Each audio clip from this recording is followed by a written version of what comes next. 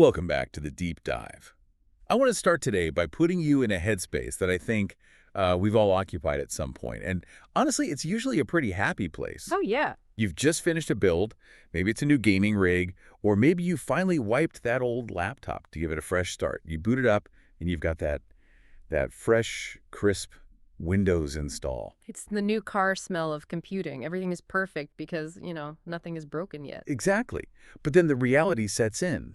It's totally useless. It's a blank slate. Right. You can't do anything. You need your browser, you need Spotify, and inevitably you need to handle zipped files, and you're not going to use the default Windows extractor. It's clunky. Nobody does. It's terrible. And you go for the gold standard. You go for 7-zip. It's open source. The interface looks like it's from 1998, and it works perfectly. It is the utility everyone installs and then immediately forgets exists. It's just digital plumbing. You don't think about the pipes. You just want the water. But what if that plumbing was actually a two-way pipe?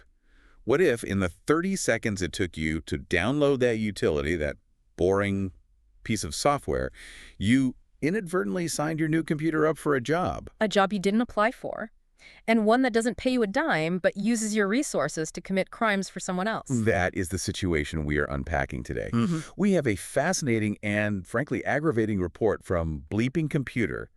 It's written by Bill Toulas, published just today, February 10th, 2026. And it's a story that combines a very, very clever social engineering trick with some surprisingly sophisticated back-end malware. It's not just a drive-by download, it's a calculated trap. Yeah, the headline is that there's a Trojanized 7-zip installer out there. But our mission today isn't just to say, watch out for bad links. We want to get into the mechanics. Right. We want to look at what a residential proxy actually is, because that's the trap here. And we're going to dissect how this malware hides in plain sight, even from people who, think they know what to look for. It's a masterclass in exploiting trust. I mean, both human trust and digital trust. Okay, let's unpack this. Start us off with the how. Because usually when we talk about malware, we're talking about sketchy emails, pirated movies. Or, a crack for a video game or something. Right. But 7-zip is free. It's open source. Why would you even need to pirate it? That's the brilliance of this whole campaign. It targets people trying to do the right thing. The report highlights a user journey that starts on YouTube. So imagine you're watching a tutorial. Okay. Maybe it's how to optimize Windows 11 for gaming or something like that. The creator is helpful. They're walking you through it, and they say, hey, you need 7-zip. Link is in the description. And we've all been conditioned to trust the link in description. It's the citation. It's the helper.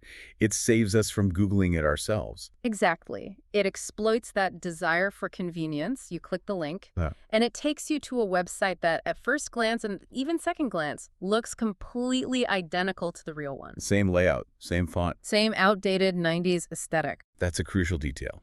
7-zip's website is famously retro. If you landed on a slick modern page for 7-zip, that would actually be suspicious. Right. The attackers know their target. They cloned the ugly look perfectly. But here's the tell. The official site is 7zip.org. Okay. The attackers registered 7zip.com. .com versus .org. That is so subtle.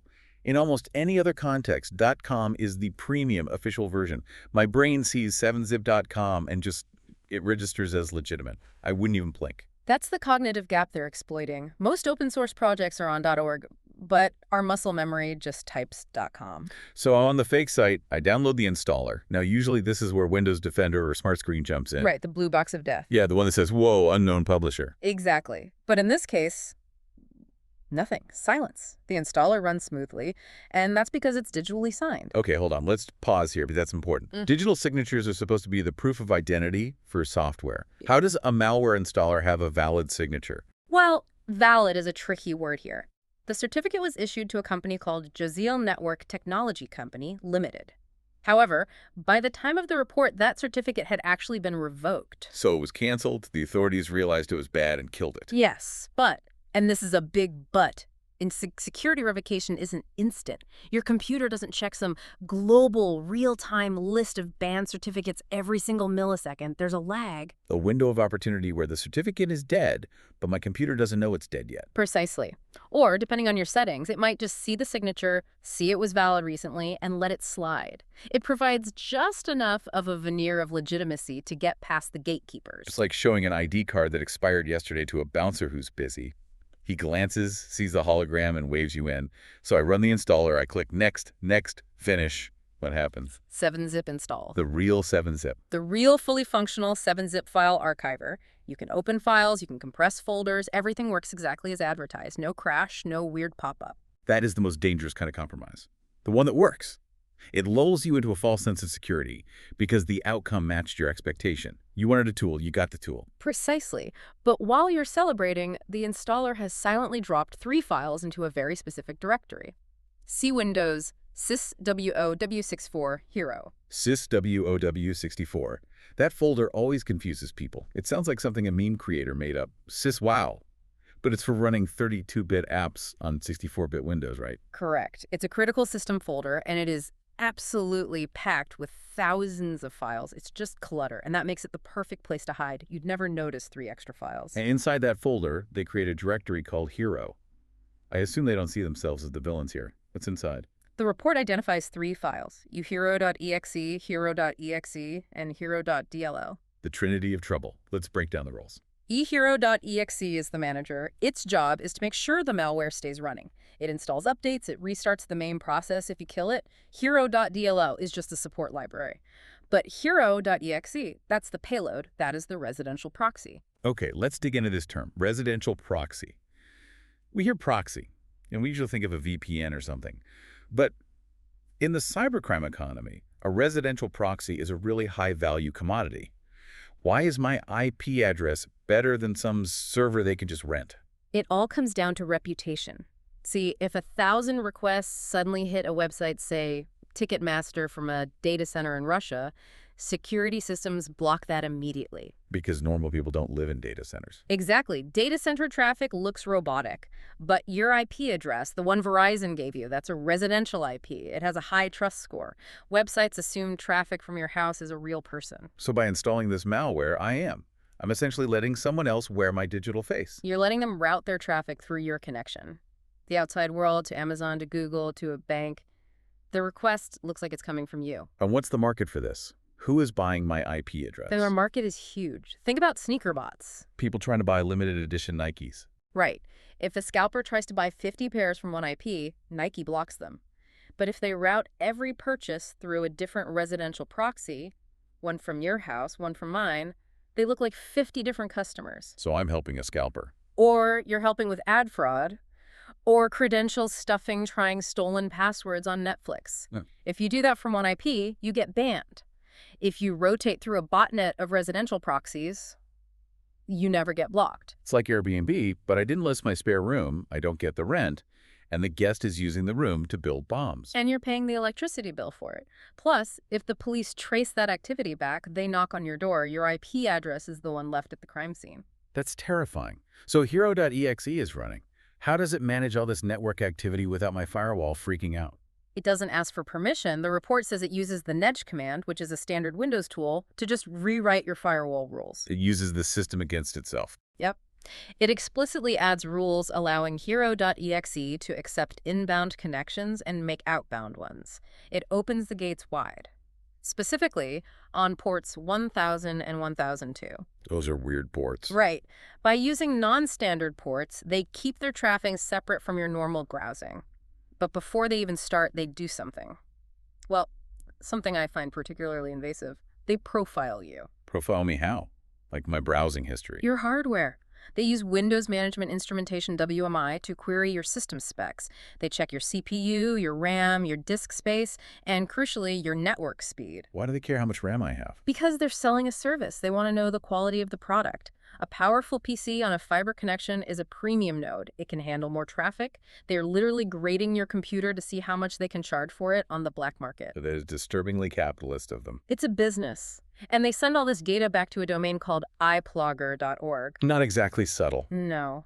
But once that handshake is made, the malware digs in. It creates a Windows service that runs as system. And system is higher than an administrator, right? Effectively, yes. It means the software is running at the deepest level of the OS. It starts before you even log in. You can't just right-click and end task. So it's persistent. It survives reboots. Now, you mentioned there were some clever stealth tactics. How does this thing avoid getting caught? This is where it gets really sophisticated. First, how it talks to its bosses, the Hmm. command and control servers. It communicates with domains themed around some Shiro, Okay. but it routes that traffic through Cloudflare. Cloudflare's everywhere. If I look at my network logs, I probably have 50 connections to Cloudflare IPs right now. Exactly. A security analyst sees a connection to a Cloudflare IP. It's meaningless, it's normal, it blends in with the noise. Plus, it's all TLS encrypted. Hiding in the crowd. Smart. But the real innovation here is how they handle DNS. Normally, when malware tries to find its server, your ISP can see that lookup. And that's a red flag. Exactly. So this malware uses DNS over HTTPS using Google's public resolver. Break that down. What's DNS over HTTPS? Okay, so traditionally, DNS lookups are like writing a request on a postcard. Anyone handling the mail can read it. DNS over HTTPS puts that request inside a secure, sealed envelope in HTTPS packet.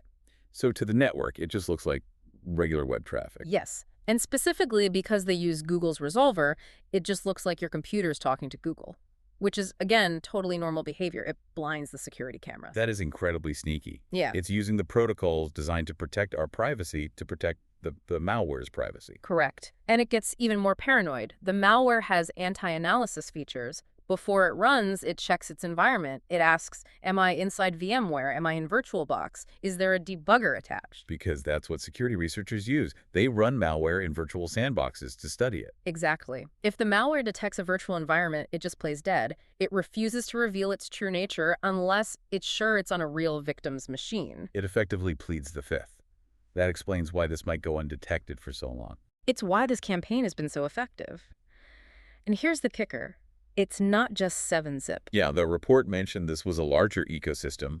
What else are they spoofing? The researchers connected the dots and found this same infrastructure. The hero domains, the UFIRO code being used to distribute Trojanized versions of HoloVPN, the desktop version of TikTok, WhatsApp, and Wire VPN. So if I'm looking for the desktop app for WhatsApp and I click the wrong link, same result. Same result. You get the app, you get the proxy. It's a franchise model. Okay. They're diversifying their lures to catch as many people as possible. I want to take a moment to acknowledge the detective work here. If this thing is so good at hiding, how did we find it? It was a real community effort, which is the best part of the cybersecurity world. The article does a great job of citing the researchers. It started with Malwarebytes analyzing the installer. Like an open source investigation. It is. You have a researcher named Luke Acha who figured out the purpose of the UFIRO and Hero executables. Then someone cracked the communication protocol, right? Right. A researcher known as Swen Zidou actually reverse engineered the communication. It uses an XOR-based encryption to talk to its servers. Just to clarify, XOR is a way of scrambling data so it looks like gibberish. Exactly. Swen Zidou cracked that scramble, which let us see the instructions being sent. And finally, Andrew Danis, a digital forensics engineer, tied it all together. He's the one who connected the fake 7-zip to the broader campaign. It's a cat and mouse game, but the cats are crowdsourced. So for the listener sitting at home looking at their PC with suspicion, what's the takeaway? The primary advice is deceptively simple, but it's hard to follow because it fights against our muscle memory. Do not trust the description box. It goes against our instincts. We want the shortcut. We trust the creator. We do. But you have to treat download links in YouTube videos or promoted search results as radioactive. If you need 7-zip, type 7zip.org into your address bar manually. It's about knowing the source, the digital equivalent of don't take candy from strangers. Exactly. And that YouTube creator, Dave, he might not even know he's spreading malware. He might have just copied the link from somewhere else. And if someone's listening and thinking, uh-oh, I downloaded 7-zip from a random link last week, what should they do? Go check C Windows cease WOW64. Look for a folder named Hero, if it's there. Well, you have some cleaning up to do. And honestly, you should probably change your passwords. Why passwords? Because once someone has admin access to your machine, they can do anything. They could install a keylogger next. A proxy can also be used for man-in-the-middle attacks. It's better to be safe. You know, as we zoom out, this story feels like it's about more than just a fake file archiver. It feels like a commentary on how we build our digital lives. It really does. There's a reference in the source context to a guide by Times, which talks about how IT infrastructure is moving faster than manual workflows can handle. We're all moving so fast, we want instant results. We are. And the bad guys know it. They know you have a meeting in 5 minutes and you need to unzip that file now. They are exploiting our urgency. Trusting a top search result is a shortcut. and they have booby-trapped the shortcut. It's a vulnerability in human nature, not just a buffer overflow in Windows. Precisely. The malware is technical, but the hook is psychological. They gave you exactly what you asked for, a working file archiver. That's why it works. You didn't feel cheated, so you didn't look closer. You wanted a file archiver, you got a file archiver, it's the perfect crime. Plus a little extra hero running in the background, making money off your bandwidth. Well, that is certainly enough to make me audit my bookmarks bar. It's always a good idea. And maybe explain to your parents why .org matters. As we wrap up this deep dive, I want to leave you with a thought. We often sit at our desks and complain about our computers slowing down. We blame Windows updates, we blame bloat. But this raises an uncomfortable alternative. If your computer feels a little sluggish today, ask yourself, is it really just old hardware? Or someone on the other side of the world using your internet connection to break into a bank, or scalp sneakers, or defraud an advertiser? And if they are, remember the IP address on the crime scene is yours. On that cheerful note, thank you for listening. Stay safe, verify your URLs, and we'll catch you on the next deep dive. Stay curious, everyone.